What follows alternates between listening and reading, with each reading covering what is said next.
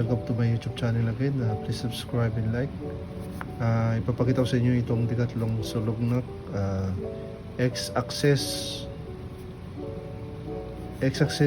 pouch small. Nabili ko lang ng 670 sa Decathlon online store. So pick and collect lang ako sa Alabang branch. Ito yung loob dyan, guys. Yan itong tech gears natin, Osmo Action 3, ito lang battery. Tapos may side pocket dito, nandyan po yung ATM wallet natin. Ito yung Decathlon knife, folding knife, worth 950 pesos. Ito yung Jerby Dime mini pocket knife, and this is ito yung Flashfire flashlight natin. Tapos dito yung lagayan ng notebook, ballpen. Marami pa kasya dito, guys.